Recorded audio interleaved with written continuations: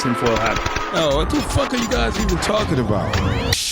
Global controls will have to be imposed, and a world governing body will be created to enforce them. Welcome to Tinfoil Hat. We go deep, homeboy. Aaron, open your mind. Drink from the fountain of knowledge. There's lizard people everywhere. That's some interdimensional shit. Wake up, Aaron. This is only the beginning. Dude, you just blew my mind. Are you ready to get your mind blown?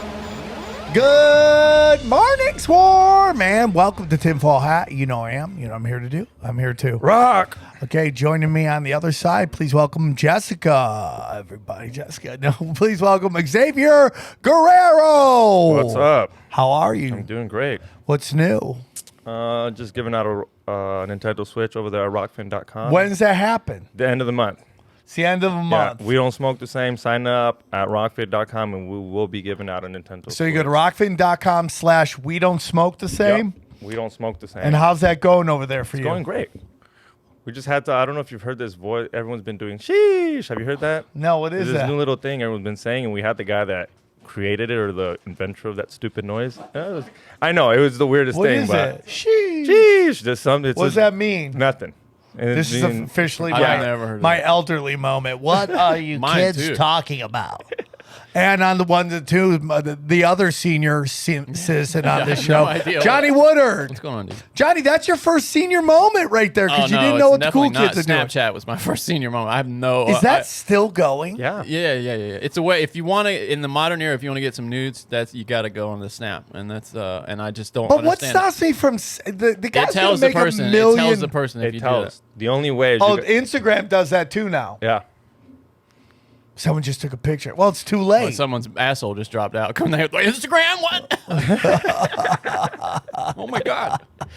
Johnny, Broken Sims dropping, huh? Yes, it's a good one. We did kind of did it in two parts because you were doing some comedy and we got into a lot of stuff. This was a long one. So go. Where can they see it? They can listen to it now. youtube.com/SamTripoli if you want to watch the video, and then the audio is out wherever podcasts are consumed. And it's on YouTube, and it's on SamTripoli.com. All my shows are on SamTripoli.com. Yeah. All my free shows, whether it's Broken Sim, Cash Daddies, Union of the Unwanted, Tinfoil Hat. You can all just go to SamTripoli.com. We're about to have a 24-hour radio station where you can live stream any of my shows all the time. All the old shows will be on there. Go check that out. If you want to support the show, there's some t-shirts you can get. Go to SamTripoli.com for t-shirts or go to tinfoilhattshirts.com. Please make sure it is our website. Please make sure. Because some Chinese That's people so are funny. knocking it off. And that's fine. It's not fine, but it's it's like a sign that you're doing It's a good something. sign. It's a good sign. All right. A brand new shirt drop. New shirt alert. New shirt lot. Opiate of the Asses has just dropped. That's going to be my tour this summer. I'm going to be doing the Opiate of the Asses tour. And you can grab the t-shirt now. I love it. And it's based off of Opiate of the Masses. It's Opiate of the Asses. So go check that out. The Disney shirts are available. What else do we got on there? We go deep, homeboy. Local celebrity started pushing. Started selling. It's back. It's because you've been wearing it. Yeah, I love local celebrity. I'm going to be wearing that. I'm going to be taking it on the road to sell. If you want to see me live, I got some great shows coming up, okay? I will be in Minneapolis at the end of the month. I'm bringing my good friend Yoshi. Johnny Betancourt will be joining me. He's shooting everything now. So we're going to be doing that. Come check that out. And then the following week, I'm proud to announce I will be doing stand-up at the hot new event, Shitcoins 2021. That's right. Shitcoin 20. I wish I was joking. I'm so proud to be there. The people who run Float, Float.app have asked me to come out and do a show there, so I'll be doing stand-up. I think Tim Dill might be out there as well, so we'll see what happens. And you can get your tickets at eventbrite.com for Yeah, that. so that will be, again, you can get all my ticket smoke. Can I say that? Does that sound cool for the kids? You can get all that ticket action at SamTripoli.com. Anything else, guys? Oh, premium content, man. I know you guys love premium content. 2 shows of this isn't enough. I'm banging out the premium content. I'm banging out a ton of it, okay? And you can go find all of it at rockfin.com, whether it's Tinfoil Hat Premium, my show Zero, Conspiracy Social Club is now there, Broken Sim early there, Goat there, all that for $10. You get all those shows for $10, plus you get Xavier Guerrero's, plus you get Johnny's, plus you get everybody else's. So go check it. If you don't want to sign up for mine, sign up for Xavier's or Johnny's, Broken Sim, whatever. Just use one of ours. Sign up. It really helps. It is the best way. When you break down, so you're like, I want my artist to get all the money. When you actually break down how much money you make per sub, you actually make more than $10. So when you're spending $10 to see your favorite artist, he actually makes more than that.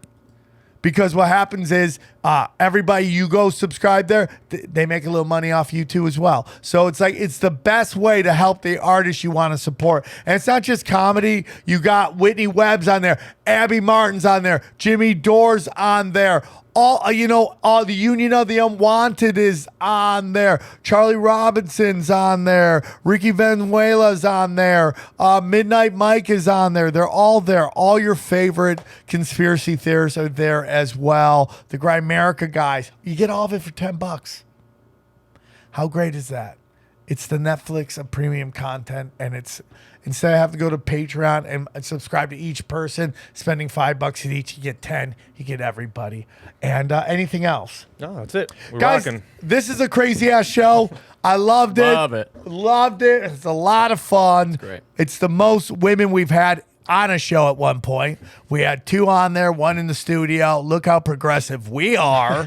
Okay? So it's a great show with MyMaria777 and everybody's favorite returning champion, the Human Vibration, who is single and looking to mingle. So enjoy the show. It's all about PsyOps on PsyOps on PsyOps. So enjoy the show. Drink from the fountain. All right, let's get into it. Today's going to be one of those shows where we go super deep. Like I said earlier, I feel like I'm having deja vu right now. But, some people have black belts in conspiracy. Some people have black belts with 1,000 red belts on them, okay? And here we are. These 2 disrupt the internet with their truth bombs and, separating the adults from the kids all the time. We have our returning champion. She's one of our favorite guests. She goes deep. She told you that freaking John Bonet wasn't real, and she stands by it. Please welcome the Human Vibration. How are you?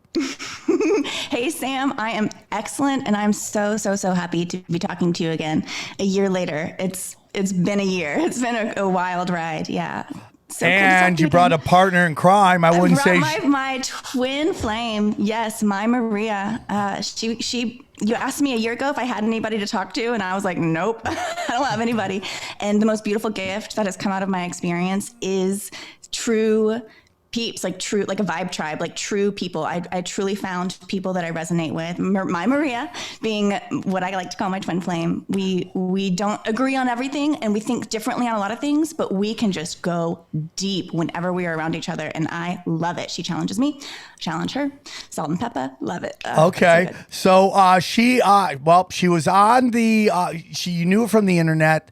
She had the where in the world is Carmen Sandiego avatar profile pic forever because she was undercover, right? And then through a series of stuff, she got doxxed, and then she said, fuck that noise. I'm just going to do me and come out, and we can discuss that real quick because I think it's the best thing to do.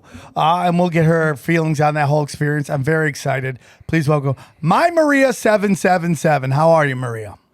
I'm so good. This is my video debut, Sam. So thank you for having us. Well, we're I'm very so excited to have you on. It's an honor and a privilege, and we're glad you could join us. And you went through some stuff, some very interesting situations. I guess maybe like you were putting out some stuff about Q drops again, and then a bunch of people got really angry with you, and they decided to dox you. What exactly happened with that whole thing? Well, if you don't know, I was anonymous, had been anonymous for 3 years, and I was actually planning my unveiling this year. But I did a post on Easter that really ruffled some feathers, and then I had the great opportunity to interview Ron Watkins, Code Monkey, twice. We've got another podcast coming up soon. But he had given me his hot take on QAnon and who it was and what it meant. And so after the first episode that I did with him, I kind of teased it. I was like, hey, guys, my followers, I've got something to tell you about. Ron asked me to hold off until, Into the Storm, that HBO documentary was done. And then when it was done, I was doing this little Ask Me Anything, little Q&A session on my stories. And I finally delved into just ever so slightly what Ron had told me, which involved Steve Bannon being part of Q and artificial intelligence and all this other stuff. And this whole group on the internet just lost their shit about it and got really upset with me. Some people had figured out who I was, and they just disseminated that information everywhere, posted pictures of me and my mom, put my real name out there. Just really, really, really shitty stuff from people that are supposed to be in our quote unquote community. But they're still fucking with me literally every day. They got upset the other day when I questioned Trump and the narrative he put out a couple days ago regarding vaccines and wanting credit for those vaccines. And so I'm a very apolitical person at the end of the day. I just want you to, I don't want to argue with anyone. I'm not really here to change what you think about something. I would just like to crack your eggshell like ever so slightly so that maybe a month from now or a year from now, you'd be like, that crazy bitch, she was actually right about something or right about this. So got doxxed, was really scary. And I have a real life stalker. So that just kind of like adds to like the level of craziness in my life. But decided to come out from behind the camera or behind the phone, if you will. I didn't want my identity to be weaponized anymore. So here I am. Today's episode is brought to you by our good friends at Athletic Greens, the most comprehensive daily nutritional beverage I've ever tried, okay? With so many stressors in life, it's difficult to maintain effective nutritional habits and give our body the nutrients it needs to thrive, okay? Busy schedule, poor sleep, exercise, stress, or simply not eating enough of the right foods, okay? This is where Athletic Greens can help, okay? Their daily all-in-one superfood powder is your nutritional essentials, okay? It is by far the easiest, most delicious nutritional habit that you can add to your health routine today and empower you to take over your health, okay? Own your health. Ownership of your health. That's what we're talking about. I can't recommend this enough to friends or family, okay? One tasty scoop of Athletic Greens contains 75 vitamins, minerals, and whole food source ingredients, including a multivitamin, multi-mineral, probiotic, green foods blend, and more that all work together to fill in the gaps in your diet, okay? Increase your energy and your focus, aid with digestion, and supports a healthy immune system, all without having to take multiple vitamins, multiple products, okay?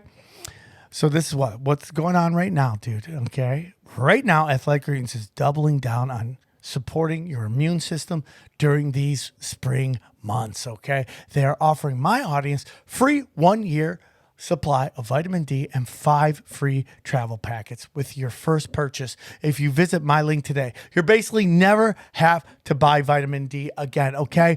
I just tell all my friends, all my family, I drink this every day, every morning, kickstarts my day, getting my my nutritional greens and getting my multivitamin, multi-mineral, probiotic, superfood to kick off the day, all right? I tell all my family and friends to do it. So this is what I need you to do. Simply visit athleticgreens.com/tinfoil and join health experts, athletes, conspiracy podcasters and health conscious go-getters around the world who make a daily commitment to their health every day. Again, simply visit athleticgreens.com/tinfoil and get your free year supply of vitamin D and 5 free travel packets today. And it's very interesting because I thought when it happened, I felt for you, but I also thought that after you get through this thing, it might be the best thing for you, because I feel like when you have a secret out there, they're gonna find it and they're gonna use it against you. That's why I'm like brutally honest about all the things in my life and what a weirdo I am and all this stuff, because I know that I listen, when I was a kid, I went to a Scared Straight program because I told the teacher I thought I was going to be framed for murder, right? That's a real story. Like I got to go to prison because I'm probably going to get framed for murder, right? Because I always thought there was going to be these, my dad made me paranoid, made me think everybody was always out to get me. So I always had that mentality that, and everything I do is like, how's this going to blow up my face? How's this going to blow up my face? So I try to be as honest as I can. Nobody's 100% perfect, but, I try to put out everything to the world, and so everybody knows it. So, now this thing and you're still going through it, but eventually they'll get bored because that's just the way it goes. Or they'll be lucky enough to find meaning in their life, to move on, right, to focus on what they're doing. And that's the whole thing. It's like there's so many people that, and I don't know who's going after you, so I can't say why they would do it or who they would do it. They're of seriously no relevance whatsoever and should not be named or talked about because they truly are that irrelevant. But no, I mean, it is what it is at this point. My whole thing is this. Never did I think, I know we all have enemies, and this whole community has a plethora of enemies. Never did I think I needed to fear within my own community that my identity would be released. Well, when you ever hear it's the right, they're always like, oh man, the left just eats themselves alive. You're like, well, some of them, the conspiracy community, they just eat themselves we alive. All do on every level, You haven't reached a certain level of enlightenment yet if you think this kind of behavior is okay.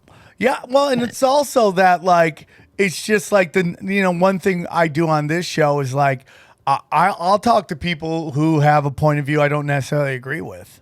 And like I think that's a real problem when you get into this world of like, the truth and your truth is the only truth out there. And obviously with you two, you go very deep on some stuff that shocks people to their core. It just rocks them and they can't come to grips with it. The reason I have you guys on is because I enjoy hearing different perspectives. And what I believe, what you believe, it's going to be totally different. And am I 100% right? No. Are you guys 100% right? But no, but I mean, that's just me being honest. But there's going to be enough I'm going to learn from you that maybe there's another piece in the puzzle that fits into how I see the world. And that's good to know different views out there. And this notion, this black and white view of everything is, I think, a giant PsyOp, man. It's like I was driving over today and I heard on Sirius Radio, which is like the greatest, worst thing ever. It's like, it's great because no matter where you are, you can listen to your favorite radio station, but there's not enough people listening to it. So anybody can make ads on there. And it's all PsyOp ads, whether it's CDC stuff, vaccine stuff, all that stuff. And today I had to hear about Asian musicians and them, and they're like, oh, I'm so happy to represent my culture. And anytime I hear the word culture, I think completely manufactured bullshit and just a combination of like PsyOp with opportunist. And that's not just Asian, that's all culture, every culture out there. I think it's PsyOp and then just opportunists stepping in there. And it's just out there, man. It's like people like to herd, like to get into silos with their own group. But I think where you are and what you're doing, I think, you're very beautiful, obviously. So it's great that you're on camera. Thank you. I mean, that can only help, right? Maybe I'll make the Smoke Shows of Conspiracy calendar edition, right? Just put out all your favorite hot conspiracy theorists, like hanging on the beach, questioning whether that fucking thing that came out of the water is real. So where do you guys, I mean, So let's get into this, man. Like, you guys go real deep on something. You believe nothing is real. Everything. I don't want to put words in. I'll give you guys a chance, but you guys believe that so much of the stuff that we see on the news, so much, if not all of it, is just scripted psyops. Is that where you guys want to start? Like, what is our reality and all that stuff? Definitely. I'll Let me take say one thing, I guess, and then I'll let you hit it.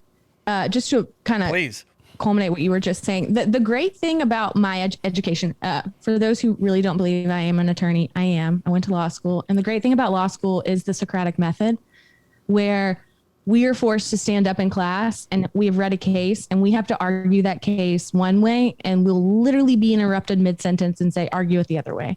And then we'll be interrupted mid-sentence and said, take this argument instead.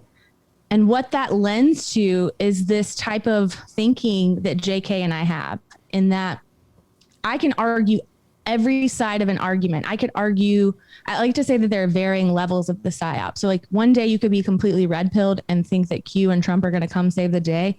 And the other day you could be completely black pilled and you can view the simulation, as we're about to get into, in all the ways that we do. But at the end of the day, it's just being able to have that discernment and have a conversation. And if you get to a point where the conversation stops for you and you dig your heels in the mud and you can't even consider the possibility of that argument, then you still got a lot of work to do. But how do you want to do this, love? HP, what are your thoughts? First, I want to say, to your point, Maria, my Maria, I agree. Something that we do is we definitely try to approach all of these major systems and stories and structures, societal structures, everything. We try to approach it and look at what are the two sides, because there's always two. They give us two opposing sides always.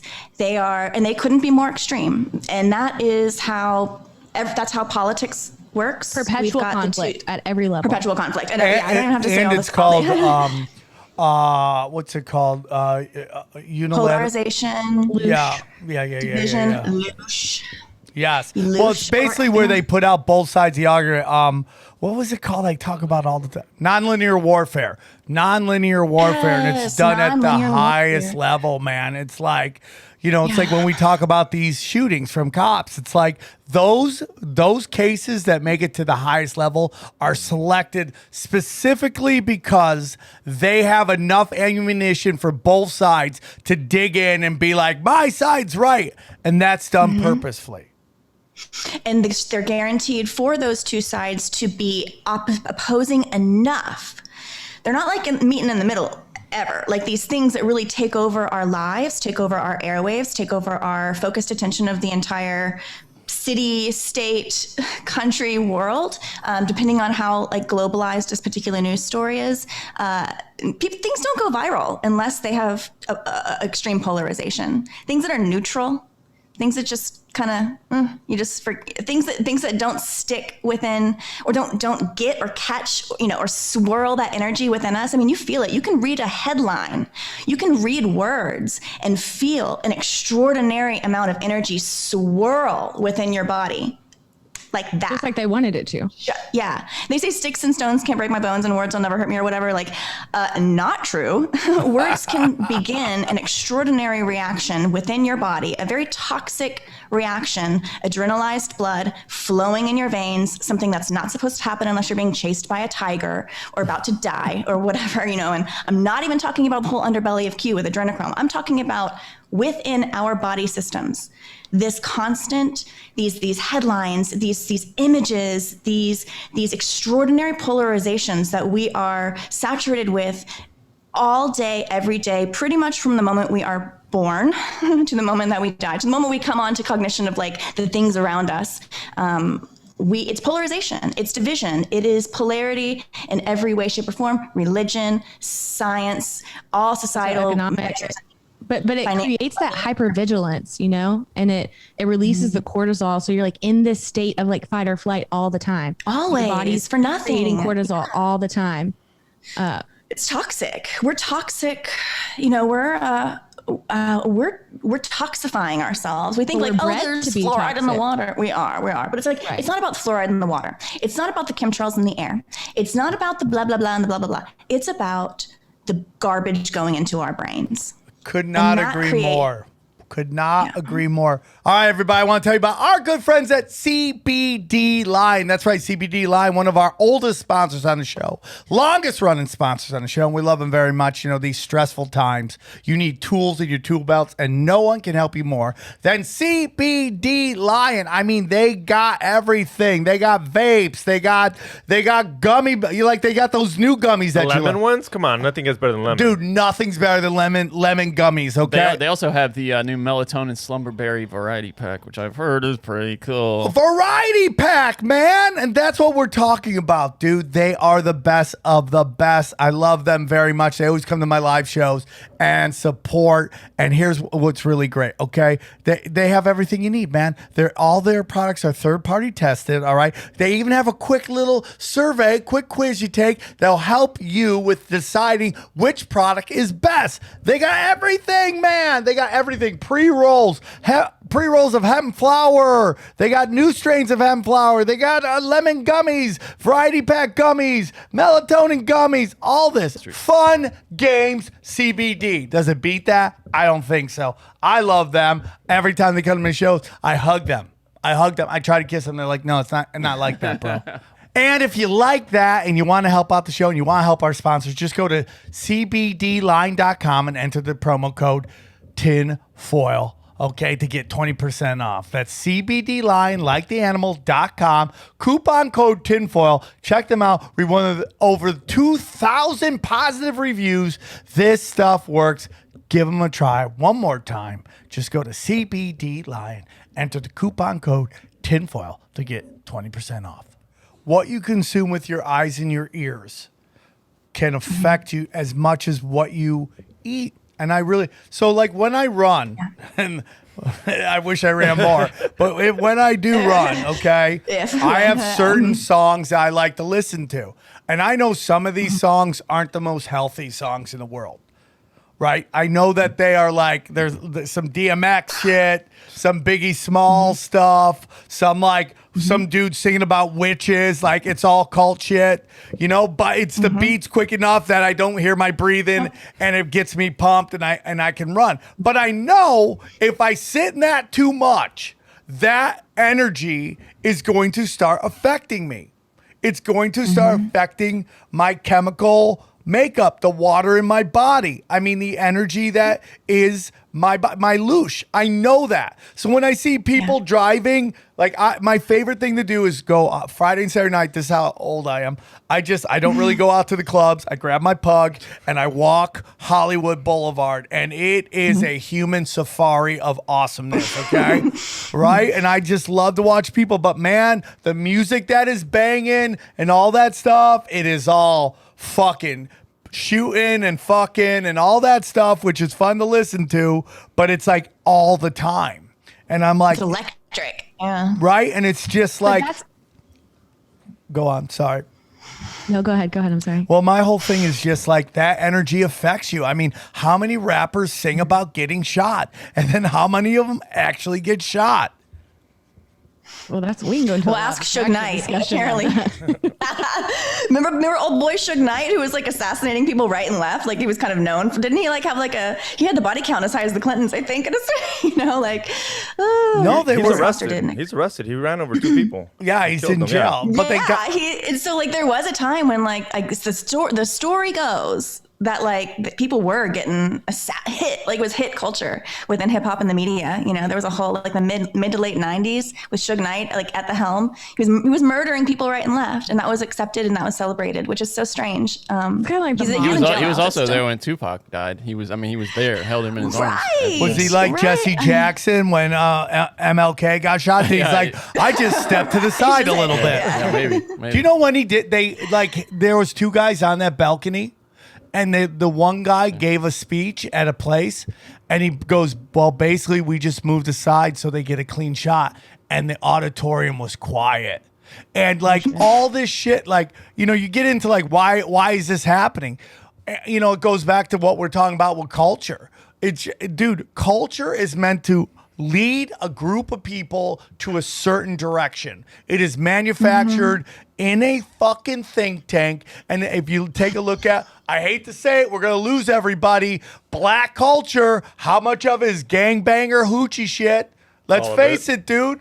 Let's face it. Here's the thing. That culture is, going back to your original question, that culture is carefully crafted. Yeah.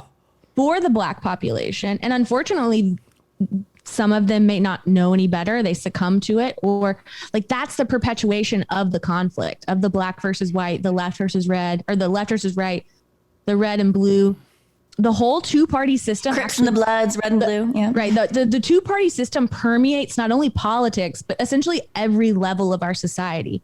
They create these perfect little boxes. They make you stuff yourself into that box so that you only can be red or you only can be blue, and you can't have a thought of your own outside of that box. And that's unfortunately what's the issue with our entire society at this time. Even what we were talking about with those idiots that like to fuck with me now, they have created this little Q box that has Trump and God and religion and Christianity and all this stuff in it.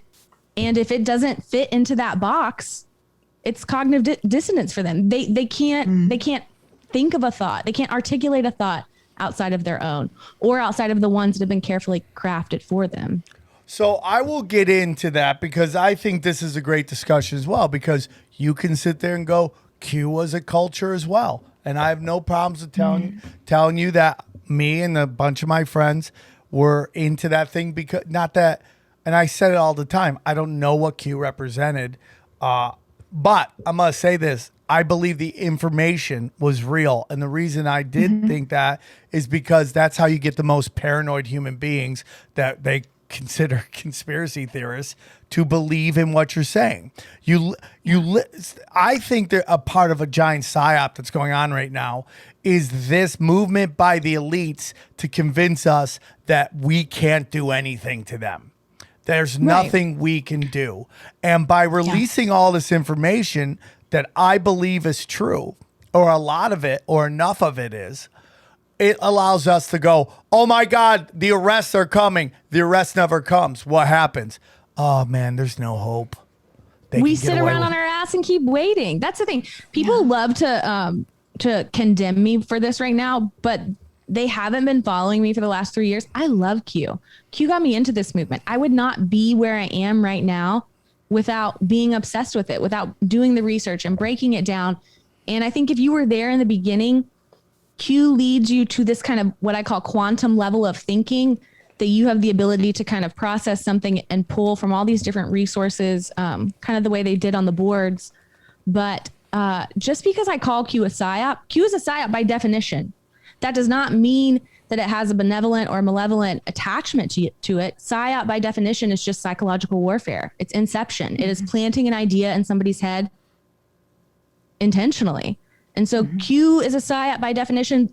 JK and I will use the word PsyOp today probably 150 times. If you're listening to this, you should drink every time we say PsyOp. No, you'll die. Don't do that. You'll die. But PsyOp has a bad taste in people's mouths. And so you say the word PsyOp and they freak out and they're like, oh, Maria, we can't believe you've turned on Trump or Q or this or that. I'm not turning on anyone. I'm just calling the spades that they are. Now, JK and I will go into a simulation theory within a simulation theory argument when you're ready. But yeah, well, I'm all about that action. The world is a simulation, like a computer game simulation. But within that simulation, the elites, the cabal, whomever runs the world, whatever you want to call them, create simulations or matrices for us to live in, like all the things that we're talking about right now. I couldn't agree more. I couldn't agree more, man. This realm is a dimension, and in this dimension, there's a small group of people that have been running a very, very, very well-crafted, coordinated effort to just steal our loosh, man. And I 100% believe it. Wizard of Oz style. Wizard of Oz style. Small man behind the curtain, and the entire objective of the machinery behind the curtain that is being operated by a very small faction, a single entity, is to project this recognition and experience and perception of great power and order and control and a great glimmering society. Just takes a few little scrappy little dogs barking to pull back that curtain, like me and Maria. Like, well, that's kind of what I really like to do. My favorite fascination. I mean, back to your point, Sam, about culture, about this culture.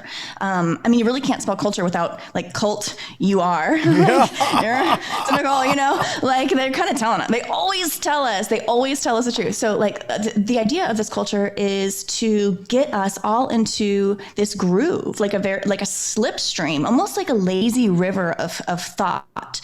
If they can kind of point those jets in a specific direction and set that water going. I mean, we talked about us being, our bodies are, you know, our water system. We're water systems, 70 or 80% water, whatever they say. And water holds memory. You know, we are water systems in a water system. We're energetic beings in this energetic system. And it's kind of like going on a lazy river where if you don't think to ever question the direction you're going and the velocity you're heading in, it may seem very easy, but you're going in the wrong direction. Now it takes effort and it takes mindful, purposeful action, but you absolutely can turn around. It's hard. It's hard to turn around the way you think. It's really difficult. But in that process, you strengthen. Like there's this resiliency, there's a strengthening process, and then there's like this great ease. Like you get out and you know like when you like strain yourself and then you let go and then your arms just feel like they're weightless, you know, like they're just absolutely weightless, and like you could just, so it's kind of like that psychologically. You know, sometimes you have to strain psychologically to experience that uplifting weightlessness, that kind of like bliss point. You know? Well, it's like I've been saying, my honest belief is you got to get really comfortable with being uncomfortable. And anything worth it is you're going to go through it, man. And this, again, the culture we're living in is like first exit off the highway. Give it to me right now or else I don't want it. And you know what?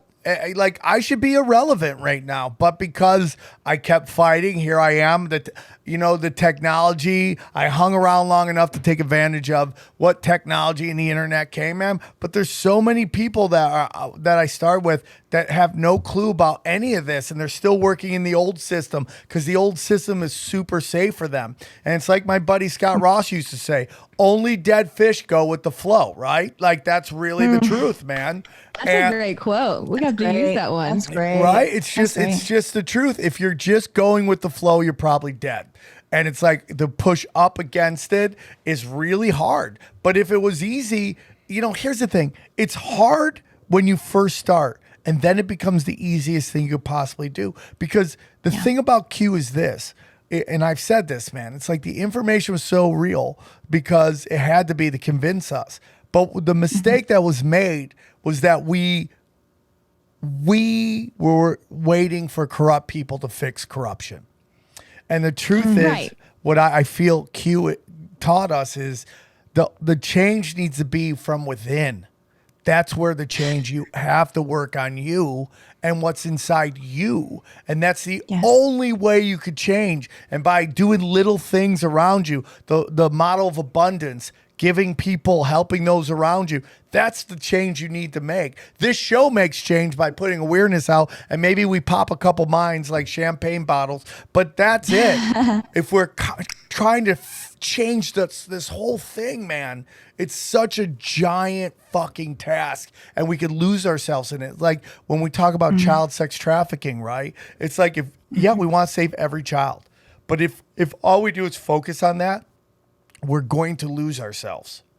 And what is the point of trying to make the world a better place if you're miserable? That's my whole thing. Okay. So let me comment on that. JK and I will go into a discussion on how Epstein, Maxwell, Epstein Island, Little St. James, all of that is a PsyOp. And what it does is it does exactly what you were just talking about. So you want to save every single child that has ever been human trafficked, every single child that has ever been sexually abused by some sort of elite person in this world. Now, what Epstein did and what Maxwell did in this whole narrative, we like to say that those people aren't real, whether they're actually a projection of the simulation or a character playing a script, or they really are who they're supposed to be. Well, what it does, though, is it's this PsyOp that's created, and you make connections to Ellen and her, the Greek colors of her set. And we talk about human trafficking. And for somebody who's the layman, who's not as deep as you and I are, but might be a little woke on some issues, they look at that and they think, you know what? It's really disappointing that Epstein is now dead and can't go to trial. But you know what? We got him.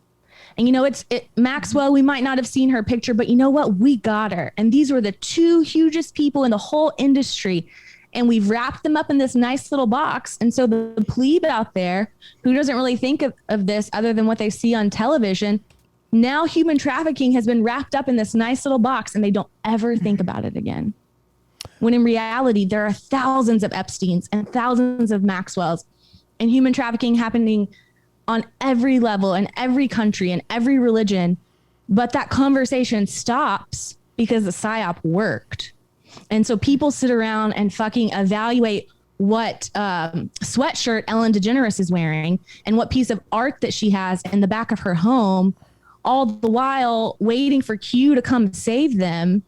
And the actual elites, the actual people who are running the world, get away with murder because the PsyOp worked. Yeah, I like to exactly to your point. I like to say that our heroes and our villains are manufactured. They are projections of power, polarization. Our biggest celebrities, our biggest stars, and our stars blind us. That's a Q. That's a Q-ism. They thought the sheep would follow the stars. It's true. It's true. If they can shine the stars bright enough, and those are our celebrities, and even our notable, even serial killers can be celebrity. So it's not just like your Tom Hankses. There's serial killer culture these days. It's weird. I mean, we are kind of obsessed. I'm so glad you said that, Maria, because we're in this really strange world where it's soothing to listen to podcasts these days about a husband who dismembers his wife and buries her. Unbelievable. Gruesome murder. It's unbelievable. Then these same people get really angry about a mean joke, right? They're like, dude, you hurt that person's feelings. You're listening to a murder podcast. That person's murdered, and that is the worst way you could hurt somebody's feelings. Am I right? I mean, the mental your past feelings, for sure, yeah. Right? I mean, it's like the mental gymnastics that goes along with how some people see the world. People also still have families out there in most cases. I'm sure they love it being dredged up on court TV every other month. I used to watch a lot of that serial killer stuff, all that murder stuff. And then one day I had kids. And then one day I watched this woman. They told this woman that her son was dead in the field. And the cop brought her to the car, set her perfectly up so they could just film the whole thing. And I'm like, I mean, dude, it's like, why am I here at this moment? It's all about that loosh, baby. It's all about that. You bring in the murder, the PsyOps, the operations, the whole that. But is anything real then? What if none of it's real? Nothing? None of it. I think real shit in real life, familial shit, bad stuff bad shit happens. And I think it happens on a very personal level. And I think that is generational trauma. That is close knit trauma. It doesn't have to be your exact family, but it's someone within. Usually hurt people. So if you that's how generational trauma goes down. But that is always behind doors. What I think we're projected a mirror inversion of reality of the bad stuff that actually is happening on an individual level. I feel like through our screens, through these stories, through these constant onslaught of traumatic stories, I think they serve a purpose to constantly re-traumatize someone who may have been traumatized as a kid, and most trauma is unresolved. Let's be honest. Like, it's very difficult to, even if you do therapy, it's you carry around trauma. We carry trauma with us, lifetime. We trauma. operate an entire existence in the trauma of our trauma-based mind control, and not till we get to our 30s do our eggshells start to break, and you're like, oh shit, I've been doing this my entire life. Isn't this how Freud was right? Could not agree more. And I'll tell you, man, there are people like there's so much, and particularly children of wealth, grow up with pretty much everything they could ever want. And like Buddha said, and he could be a PsyOp as well, but because he was a rich kid, right? Most definitely. I mean, like, how many of these cultural people that have changed our culture are all trust fund kids? I mean, we could go through every show we've done talking about who's this kid, It goes back to money. Money is a measurement of our energy. They call it currency. They don't call money currency because currency means money. They call money currency because currency means energy. It's a measure of flow of energy. And I feel like there's a lot of loosh energy. Loosh is energy. Loosh is our energetic byproduct. And whenever we swirl energies within our body, the carrot is money, and that drives that. These households that seem to have everything on the outside, they have a higher opportunity of being completely empty on the inside of what really matters in life spiritually. And I think that money is our God with a big G, because it is just a tried and true way to get humanity away from center and manipulate men into doing extraordinarily destructive things to himself and others in the process. Okay. I think that's very interesting. I'm not against what you're saying, because you got to pay your mortgage, but there is a time to money's an illusion. Money is real. If I don't pay my rent, I'm out. But it is it's just, if I have $100 bill in one hand and a $1 bill in the other hand, and I light them both on fire at the same time, they're going to burn just as swiftly. There's nothing inherently different with this thing. We know that. Money's a game. It's all monopoly money at the end of the day. It means what we think it means. It's worth what we think it's worth. Everything, unfortunately, is based on we'll do some crazy shit perception. for $1, Like gun to head, you'll do some crazy shit for $1. Yeah, I mean, there's some videos on the internet. What we're doing right now. We don't get paid for this. Are you getting paid? Girl, we got to talk offline. Well, money used to be based on labor. That's, we've had guests come on and talk about that. That's why gold is worth what it is, because the amount of labor that goes into it. And you even see into digital currency, the amount of mining it takes to each currency. Energy. But going back to what I was trying to say about rich kids is that, let's take a look at this Asian hate thing. You want to talk about manufactured? This is like this. If you studied this show long enough, you could watch it happen in real time. And it starts off with, first of all, we have all this stuff going on with coronavirus, the panda flu, whatever they wanted to call it. That sets down the framework, right? And then Jeremy Lin comes out, and he won't tell you who said it to him, but he'll be like, I'm the victim of Asian hate. Who did it? I don't want to say who it is. But they run with it, right? So then these videos come out. And these, it's like, are these videos real? Are these Asians being hurt? 100%. That the shooting where it was Asian, they were targeting, they went to they shot 60 people. I can't remember which city it was in. Was it Atlanta? But there was Atlanta. And that was all around the same time. So that I feel like there was a pile on that's how you create a movement, is by showing that there is, a pattern. and we go back to Asians when we talk about this all the time. Asians have the highest standard of living. They have the most college educated people in their demographic. They have the most 2-parent households. They have the most doctors of any demographic. And, we say about white kids all the time, why wouldn't Asians be any different? You have kids growing up with a lot of wealth, and they're growing up behind gated communities and nice neighborhoods too. Like, why wouldn't they be just as soft as super rich white kids who like the things that, what do the rich kids always tell you? Violence is never the answer, and words are mean. Well, those are the two things that can affect them, right? It's like getting punched in the face and hearing a meanie joke, and they're like, oh my God, oh my God, that hurt someone so badly. Same thing with Asians. So it's very easy to get them to go, oh my God, we're being, abused. We're being oppressed, because that gives you fight. When you have everything set up, you're looking. It's like you want credit for oppression you're not going through. You're looking for credit. It's like when it's that perpetual conflict that we were talking about. They just want two groups of people to be at conflict all 100%. Yeah, I'm so glad you brought that up too, Sam, because it goes to show that when you tell a group that they are marginalized, when society is constantly reinforcing this marginalization, when the news is constantly reinforcing the marginalization through all these stories of, okay, if you're X, you're going to get beaten, you're going to get, you're not going to get hired, you're not, basically we're constantly shown all of these groups are less than. We're just told that. And so if you are in that group, it's very natural. It is a natural response to feel, to not go, hey, hang on.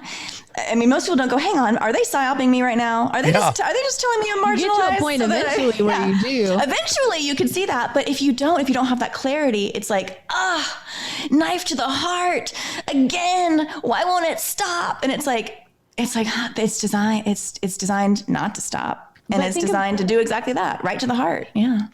Think about the way that they intertwine this whole Asian PsyOp. So at the very beginning of the quote unquote pandemic, if you recall, there was a great deal of Chinese people, I think, in Italy at the time. And people were being very judgmental to those Chinese based on COVID that was coming out. And so the country of Italy at one point in either January or February of 2020 actually encouraged hug a Chinese person in Italy Day. They made it like a holiday. They called it out loud. And then all of a sudden there was this trickle down effect of, well, we hugged all these Asians in January or February, and then COVID started spreading. And so these biggest hotspots were Wuhan and Italy. And then you have Trump, who's perpetuating the quote unquote China virus, which that is what it is. And I think, but that still parlays into this conversation of, yes, he was trying to show that it came from China and whatever, but that's still part of it. And then you have this whole thing going on as well, and the Asians being hurt and persecuted and just based on their race and stuff like that. But it's this whole trickle down effect of the PsyOp, and it permeates so much more, and it touches so much more. And it's these little, almost like you're going down the lazy river and you're kind of bumping on the sides, as JK was talking about. And each of these reinforces this stereotype or this louche event that they are kind of lubing you up for, preparing you for. Totally agree. Completely and Sam, you said agree. earlier, you said framework. Yeah, you said framework earlier, Sam. You said that they lay, like there's an initial trigger, and that's the framework. That's the key, and everything else is built upon that. When you said that earlier, just the word framework, I was like, because when you think about everything's framed, literally, if the framing, our vantage point, the point from which we are looking through the lens, whatever issue it is, that initial frame is everything, is absolutely everything. The framing is everything. But that initial frame is almost the lens that's created for you. Yes. And so you get to a point where you're only wearing this one pair of glasses. It's got all these frames on it. And you don't realize eventually that you can take the glasses off and you can take a step back and you can look at and truly see I think you reach a certain level of enlightenment and then you really see how everything is manipulated. 100%. And that's why we say everything is a PsyOp, because it truly is. There is a manipulation. There is a purpose. There is some sort of theme behind everything that you see, behind everything that you participate in every single day. And that's why she and I say everything is a PsyOp, because everything is very carefully crafted to make you think and to make you act in a very, very specific way. Because we like to say, and getting into like a chaos magic discussion real quick, that we believe, and you can quote me if I'm wrong here, JK, but this is a video game type simulation that we live in. And I find that these architects or these elite, this cabal, whomever they are, they can't control you directly. They can't actually get into your body and control you, but they can make pattern and order through all of these different simulations within the simulation, so much that they can predict almost exactly what you're doing every single day because of all of these PsyOps, all of these simulations that they've created. So they can't control you directly, but through pattern and order, they know exactly what you're doing at any given moment of any day. I couldn't agree more. Yeah, I mean, I totally. Jinx, you owe me a Coke sample. But then I can get into a whole discussion on artificial intelligence. We'll do that. We'll do that. I just real quick. You could see with the news, right? Like when a white little girl goes missing, people lose their skull, and they know that. They know that elicits a certain response. When a black little girl goes missing, it does not elicit the same response. But that's all part of it. They do that intentionally. Right. But then you look at when a black man is shot by a white cop, it elicits a certain response. When a white man is shot by a cop, it does not elicit the same response. They are emotionally playing you. And what the thing is, this is like most human beings, if I'd say to 95%, are just wonderful people. And they're trusting. I know you don't want to believe that. I believe that most people are really good people. Maybe 95's high, but I believe in humanity, are really good people, but they're super trusting because we like to project us onto people. When we look at Hillary Clinton, and she could be a psyop as well, but we project that she's our mother, our aunt, our sister, depending on what age you are. And our aunt, our mother our grandmother could never do that. So Hillary could never do that because I could never do that. And that's what we do. We project onto them and they take advantage of that projection. And they manipulate us. Well, they created the projection. That's the thing. They did. So they created the projection and then they have you empathize with the projection so that anytime something happens, you go back to this projection and the memory that's created within you. And I mean, that's all part of the PsyOp. That's all. And they bake in familiarity. You mentioned, I think all politics is a PsyOp, essentially. I think every politician operating on a federal level is essentially a puppet in a way.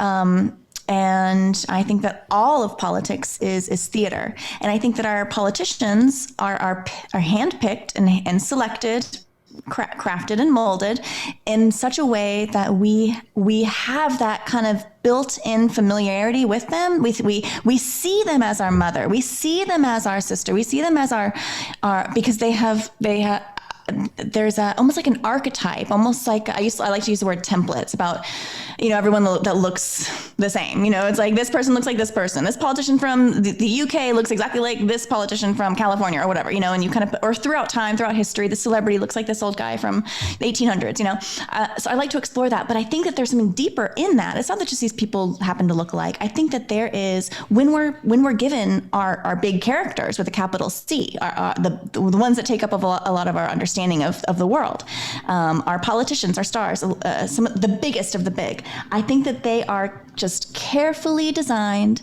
to be one of those archetypal faces that we just see everywhere throughout everything, and we will let them slip by like a Trojan horse. Like we'll be like, oh, that guy, I know that guy, come on in, and we don't know him, he's not even a real guy, but it's like there's something there's something very specific about the familiarity aspect. So thanks for letting me run on that little tangent. But you said something that I really casting directors.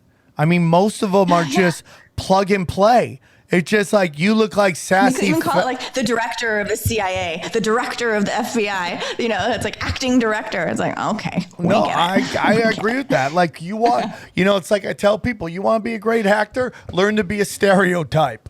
Learn how to plug and play, right? Sassy black chick, mean white junk. Plug and play all the time. The people who look like stereotypes in Hollywood move much quicker. Plug and play. Wow. Plug and play. Interesting. So, I mean, I'm down with everything you guys are saying. My question is, how deep is the facade? I mean, like, for me, it's like, you really got to ask yourself if this election was stolen. And I believe that there was something done. Okay, we can get into that. I think we should never vote again. I think the voting should stop today. And I think politics should stop today. I think elections are called elections because they're electric. And voting is called voting because it's voltage. It's another fucking energy. It's red and blue polarization. Couldn't get more opposite on the visible light spectrum.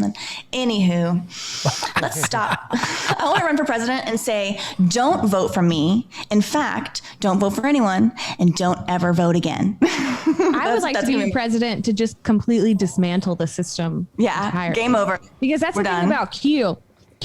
Let's pretend Q's real. Let's take the red pill today and be completely the red pill romantic, as I like to call myself.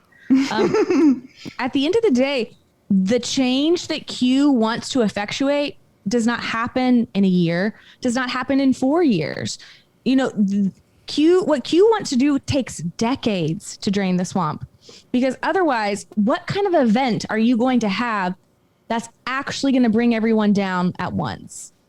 It just doesn't I thought it was going to be the Epstein, that was the thing. The Epstein would trigger the domino of Epstein, would trigger the domino of the cabal, would trigger the domino of the global pedophile ring being exposed. I mean, that was the hopium. That was the hope. But so let's pretend that everything is real and there really isn't this kind of like fake PsyOp shit that we're talking about that actually exists. But how does the layman ever have faith in the integrity of an election ever again? How can you, if you're not into any of this shit whatsoever, we're still counting ballots, right? Yeah, how can you ever go back to the voting booth and think, my vote means something? Those same people that are condemning me right now and hanging me and exposing me and all this stuff, they're the same people that got pissed off in November when I told them your vote doesn't matter and you should not participate in this system. Now, at the end of the day, like, I'm a John Locke liberalist. I love this country. As the attorney, I don't know how else you can set up a country with the checks and balances and that type of thing. Like, I think at our core, it's a really great system if it was actually ran the way it was supposed to. If you actually did have integrity and elections and the Constitution and that type of thing. But absent that, first you have to break the two-party system, because in the you're never going to get out. You're never going to move beyond the two-party system. And that's what people who got upset about me saying, don't vote, don't participate in this bullshit. Because at the end of the day, it's a pendulum, and sometimes we're blue and then sometimes we're red, and we go back and forth. And at the end of the day, normally it's just that one part of, there's, two parts of Congress. There's the House, the Senate, and the executive. We're talking about that all the time. Most of the time, those three things are never going to be the same color. So no real change is ever going to be effectuated, because all they do is fight. It's all about the loosh. We talk about the same things over and over and over again. How many times have we talked about overturning abortion, or forgiving student loans, or decriminalizing weed on a federal level? All these conversations have been in power for the last 47 years since Biden has been there. So let's stop, let's call a spade a spade. We're never changing anything. So if you think that you're going to vote in, off the ride. you're going to vote Trump back in 2024 and he's going to come change everything. No, because as long as anyone that's currently in power is still there, and that's the other thing about Q. Okay, let's pretend we did drain the swamp. Snap our fingers, it's done. there's always going to be a cabal. There's always going to be a deep state. There's always going to be somebody fighting to get back into power. Because at the end of the day, money doesn't mean anything at a certain level. It's all about power, loosh, and the fight for your attention. Can I ask one thing real quick? So the one thing I said is because, you know, you have all these people who are like, oh, fucking Russian collusion. And they're like, stupid Q people believing in a stupid thing, stupid. I'm like, okay, I get that. But is there a part of it? And, you know, the Q movement wasn't just a one set homogenized group. There were small groups within this giant group, right? But but based on what we're watching on television, sports, pop culture, movies, all this stuff, is there a part of it that like they did what you guys are asking them to do, a large part of them, which is pull themselves out of the system? It's like even with the loss of Trump, right? Nobody's watching TV. Nobody's watching sports. I mean, dude, Disney's numbers are down. Netflix numbers are down. The RNC and the DNC can't get any funding. As much as like we wanted to see like people in handcuffs, is there a part of it that did exactly what you guys are talking about, which is pull out of the entire system? Am I wrong? I think so. I think ever so slightly. I think you're right. These are the beginnings of a revolution that may not occur for some time. But I think these are the underpinnings of a future. We're about to burn it down. It's happening now. I think people are waking up, though. I don't think people might not ever be at the level that JK and I are at. And I think there's like 4 of you guys in the worworld, by the way. That's like 4. You guys are like Highlanders and shit. We haven't even gone that deep yet. Come on. Okay, where do you want to go? Because I feel like I've been controlling we this. haven't started recording yet. No. This is prep. Are we going? Wait, did you really? We've been recording this whole time. Yeah, I'm kidding. I was like, wait.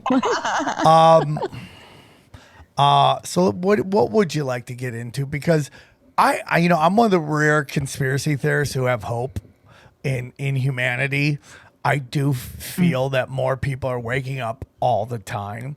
I think this incentive program to get the vaccine, and everyone's like, get a donut. You can do stuff that you were probably already doing anyways, but you can now do it openly. And is that it's not working? Yeah. And maybe the PsyOp is that, now Rand Paul is the guy who's, riding his white horse and he's our knight in shining armor. I don't know, but I just feel like more and more people are waking up. You got a lot of hope. I went to CVS today. There was a line of people for the vaccine. There was a line? Okay. I mean, I also think we live in Hollywood where there is so much dumb. There's a lot. Yeah, there's a lot of dumb here. So maybe, I could be wrong too, but it's just like, I just think there's going to be hope, and maybe we lose a bunch of people who get the shot because they're idiots, right? But I have hope. Yeah. I have a lot of thoughts on the vaccine, but hope too. I think it goes into the hope conversation. Go ahead, I have hope, but I don't know what that hope really means without some sort of like cataclysmic event. Like, by no means am I advocating for a purge, but like if a purge happened, and certain levels of like the government were eliminated, well, then there might really be a chance to kind of shake some shit up. In the interim, I think that with hope, like I talk all the time, it's very idealistic and I don't really care, but I'm going to do it. I want to create a third political party, but I don't know what that means. I don't know what that's called. But it's so much more than politics. And I guess that's the one thing I love about the movement and people waking up is that they're finally saying like, yeah, I'm fed up with politics and like Trump versus Biden and that type of thing. But it's not just politics. It's big pharma. It's medicine. It's the way that we eat, the way that our food is grown.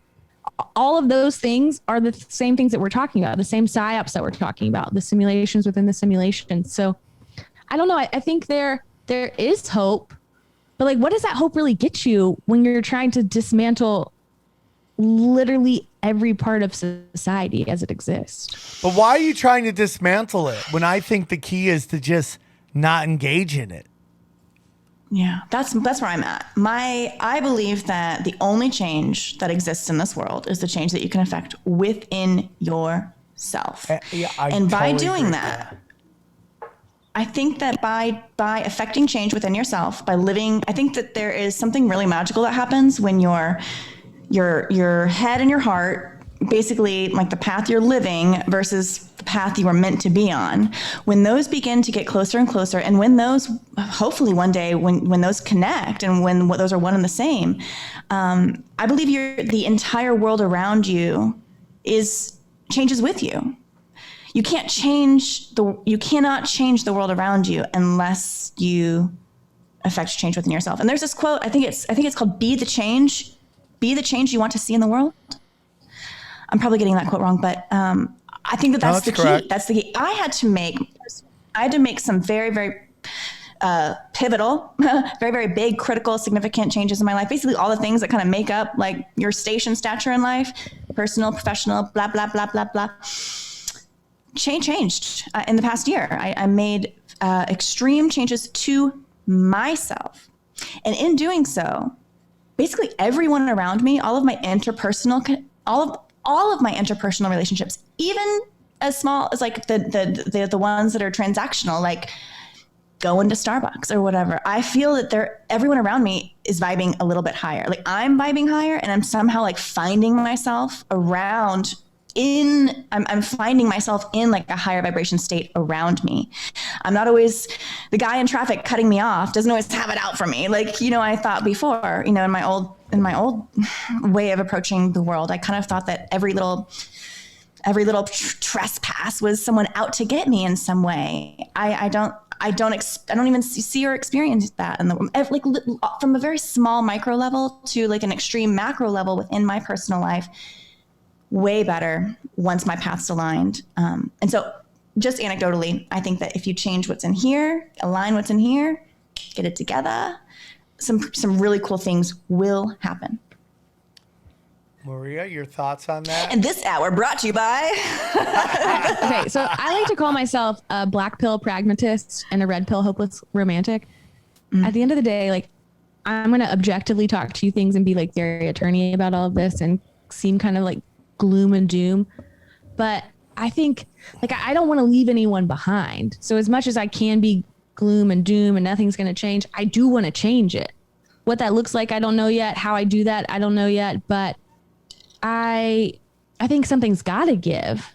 So like that 4 decades of what would take Q to actually get to where Q wanted to be, I don't think that's going to happen. But I still want to figure out how to, I don't know.